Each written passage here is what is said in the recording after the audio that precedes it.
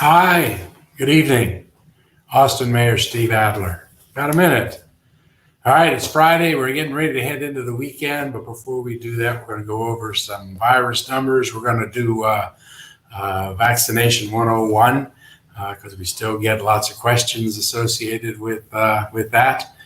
But let's take a look at the numbers. Still continuing to head down, but still in too many ways too flat. We're real close on the edge between the red stage and the orange stage. If we can get down to the orange stage, then Dr. Escott will tell us it's okay to get together in social groups of up to 10, which is what we want to see happen. We'll be able to get more kids back in school. We were right on the edge, and I'll show you that here in just a second.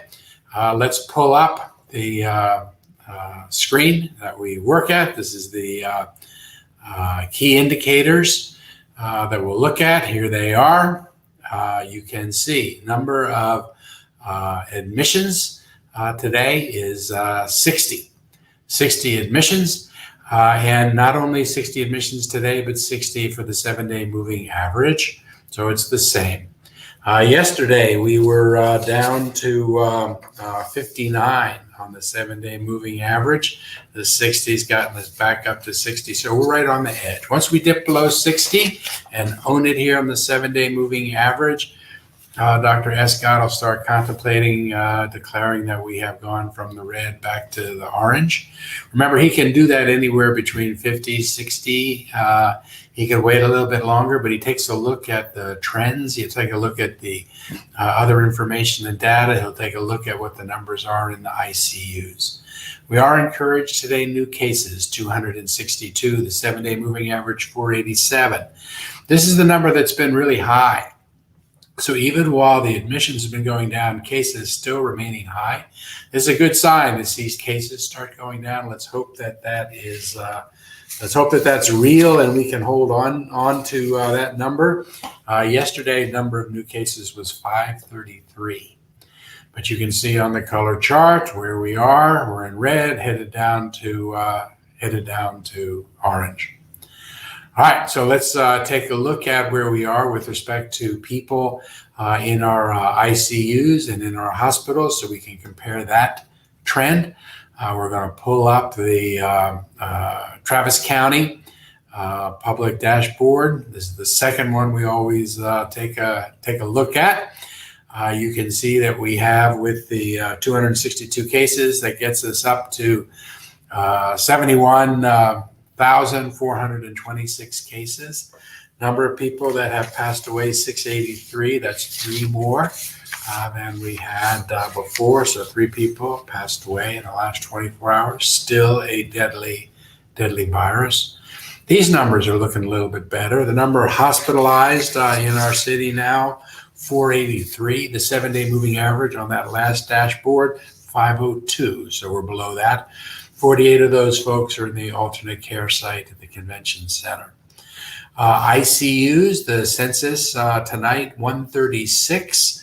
The number in the ICUs, 7-day moving average is 149. So that's good to see. The number in our ICUs yesterday, 144. Remember, this was the number that we were getting precariously close up to 200. We set our targets and our markers so that we could get everybody engaged and focused to keep us going above 200. We were able to accomplish that on this run, down to 136. Number on ventilators, 85. 7-day moving average, 98. So all of these numbers below the 7-day moving average, which is a good sign. But you can see, the epi curve shows us having accelerated and then kind of flattening. These numbers will fill in as the days go. This is a chart in the bottom left-hand corner that tells us not the day that the case was positive, which is what we use for a number of cases, but then we ask the people, when did you first get the symptoms? And that gives us a better feel of when people were actually getting sick, and we can take a look and see how that compares to the policy markers. So we've kind of stalled out here at 60. The numbers in our hospitals look good. Let's take a look at the University of Texas model. so that we can see what that projection is for us, where we are right now. We'll see if we can pull that up to take a look at the University of Texas model. There it is. You can see the R factor is 0.81. That number at 0.81, a little bit higher than it's been here recently. We got down to like 0.6 something. It got up to 0.7 something. Now we're at 0.81. When you take a look at hospital admissions, this is the scatter shot when we were saying the numbers were kind of ambiguous. The model is telling us this aquamarine line kind of flat, but pointed down a little bit. This is hospitalizations, kind of flat, but pointed down a little bit on the projection. ICUs, we got up nearly to 200. We were up at 190. You can see on January 12th, and now the number has come down. We saw just a second ago that number is 136 today, and you can see the aqua line. So hospitals a lot less stressed than they were potentially looking at before, and that is good for us. This weekend, Super Bowl weekend. Please try to keep it virtual. Let's not have any big gatherings, especially inside with Super Bowl on Sunday, I think. Keep it virtual. Even though the numbers are going down, even though we have the vaccines, we have to maintain this vigilance in order to keep the numbers down so that we get more and more people in school and open up more and more businesses. When you get the vaccine, protects you probably from most cases, from severe consequences, but we don't know if someone who has the vaccine is still capable of carrying the virus and giving it to other people yet. The studies don't tell us that, so we have to maintain caution. And as we know, most of us have not been able to get a vaccine yet, and I know that's real frustrating for people because we haven't gotten anywhere near the number of vaccines as we have people that are eligible. But what that means is that you're still going to be running into people, even if you have a vaccine. Probably most everybody you run into won't have had the vaccine yet. We have successfully vaccinated a pretty high percentage of the people that are in our nursing homes and long-term care facilities and the staff. And it could be that we'll start seeing that indication in our numbers because the older folks were the ones that were getting sick, ending up in our hospitals. If we can stop that from happening, that'll have a dramatic impact on our numbers. Today, February 5th. 1 year anniversary since the Austin Public Health Department Operations Center was activated to monitor travelers that were returning from abroad for this mysterious respiratory illness, now known as COVID-19, the pandemic. So a year ago, we started analyzing travelers to see if we could catch this virus if it started showing up in our city. We know now probably it was already here. Just hadn't been detected yet. We didn't have any testing yet, so we weren't able to see it. But here we are a year later. The Austin Public Health staff have been not only monitoring the virus, COVID-19, in our community, but also undertaking pretty robust case investigation and testing and vaccination, as well as social service operations. When you add it all up, as it's been going through, APH, Austin Public Health, has spent more than 412,470 staff hours have been spent on COVID-19. 39,650 people have been vaccinated by Austin Public Health. That's almost 40,000, just a hair under 40,000 people been vaccinated by Austin Public Health. Since the beginning, 153,000 people, 153,571 people have gotten COVID tests administered by Austin Public Health. Obviously, a lot more people have gotten tests in our community, but those are just the number of ones that have been given out by Austin Public Health. Hey, let's go over some vaccination stuff here, kind of vaccination 101. There are many vaccination providers, not enough, but several. You can find them on the website. Of course, a lot of them don't have vaccinations. We were just told we were going to get 12,000 more at Austin Public Health, but we're also told that they're going to start sending some vaccinations out through CVS and Walgreens. So there may be some that open up in that location. I've gotten some indication, my conversations with the Biden president's administration, that hopefully in the next couple of weeks or so, we're going to get good news about increased supply, I hope, and manufacturing and new vaccines getting approval. All those things could be happening here in the next several weeks, month. That would dramatically increase the number of vaccinations that are available. If you have not done it thus far, you need to go online and register with Austin Public Health. There is the address, covid19.austintexas.gov. I don't know that you need to put that last period in. I'm just learning now how to put in this kind of visual on what we're looking at. covid19.austintexas.gov / go there, open and create an account. A link will be sent to your email that you use to create a password. Be sure to note that your username is your email with .aph added to it. So if you're, John Jones at gmail.com, your username should be John Jones at gmail.com, and then add .aph added to it. That'll get you past a lot of the glitches that we had seen before. Once you're logged in, then you fill out your personal and contact information. Then you fill out the screening questionnaire to find out whether you're currently eligible for the vaccine or not. If you are, you'll actually get a message that says, congratulations, you are eligible. If you're not eligible, you'll be told that you'll be notified when it's your turn to get a vaccine. Most everybody's getting that notice. If you get it, please don't get frustrated.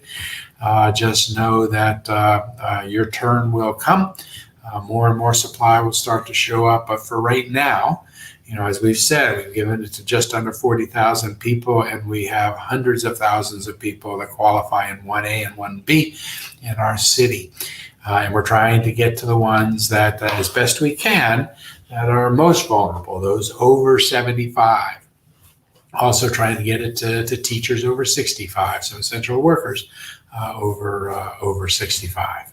Anyhow, you go on. If you're eligible, it'll say congratulations. If not, you'll be notified when it is that you can go online. If you are eligible, then you get directions on how to actually sign up for a vaccine.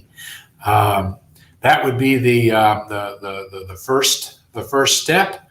Let me see here if we can see if we can share a screen here.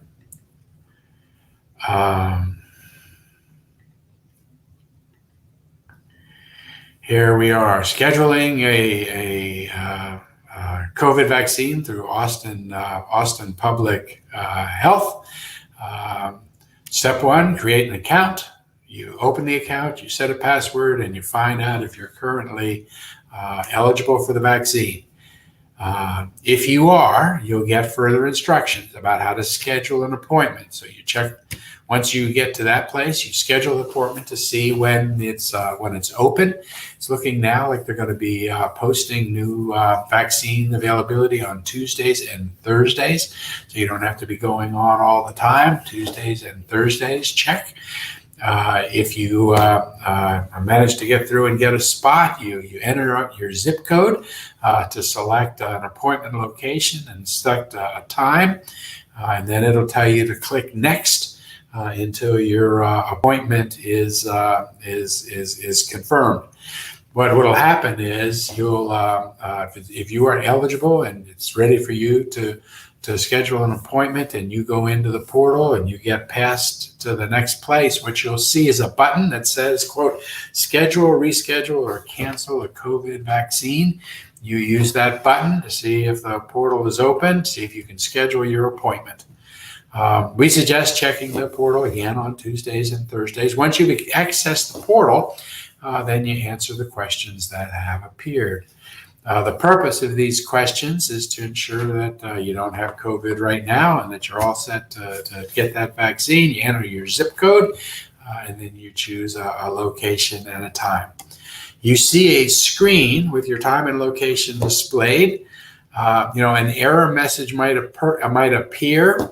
Know that you did not commit an error. Sometimes that happens. If that happens, just click next in the bottom right every few seconds, and then it'll move you to the next screen.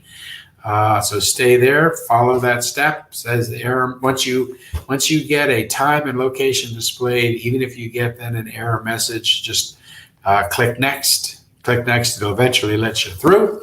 Every few seconds, it'll move you to the next screen, and it'll say your appointment is all set. And then you'll receive an email confirmation. You should print that email confirmation and bring it with you to the appointment. If you don't have a computer and you can't register this way, then you call the nurses line with APH, go to the website, you can find it, and someone will help you go through all this by phone. They'll actually do it for you in the computer while you're talking to them. So you don't have to have a computer or computer availability in order to be able to sign up. Then step 3, when you receive the vaccine and schedule your second dose. Go get your first dose, bring your confirmation code, you get your dose, and then just wait. You bring it's a QR code, bring it to your appointment so that they can know and make sure it's you that's showing up. Wheelchairs are provided for people that need them. They have a separate line for people that are most vulnerable, so that you don't have to. So you can get out of there pretty quickly. And as you'll be told at that appointment, when it's time for you to get your second shot, you'll actually receive a phone call telling you to show up. They say that you should get the second shot about 28 days after you got the first shot, but no, there's like a 60-day tolerance for that. So it doesn't have to happen right away. Of course, we're trying to get as close to that as we can, but we're totally dependent on getting vaccinations from the state. They're continuing it to send us our 12,000 new vaccinations. They're also sending us the second dose vaccinations for folks, and hopefully the federal government will be really kicking into gear with the companies and the new vaccines to speed this up even more. I still hope and expect that when we go into the summer, most everybody that wants to have a shot is going to be able to have it. If you're 65 and older, or one of the people listening says the number that to call is 512-972-5560 to try to get an appointment. If you're 65 and older, 512-972-5560 is what one of the listeners have told us and put into the boxes. For 1B folks that have their 28 days next week, know that when your second vaccination comes in, you'll get a call. If it's in next week and you're eligible to go, you'll get a call. If it doesn't come in next week but comes in the following week, you'll get a call, and you'll still be okay. And the virus is still effective. Well, that's it. This is Friday. You all have a great weekend. Please be safe. Take care. Please continue to wear your mask when you're around people, not in your home. Social distance. Let's maintain this vigilance. Let's drive down this number. The positivity rate in our city still is in the high 11s, low 12s %. We need to get down to 3. If we can, 5 is where we had gotten to last fall. We need to get back to that place. You all take care. Good night. Be safe.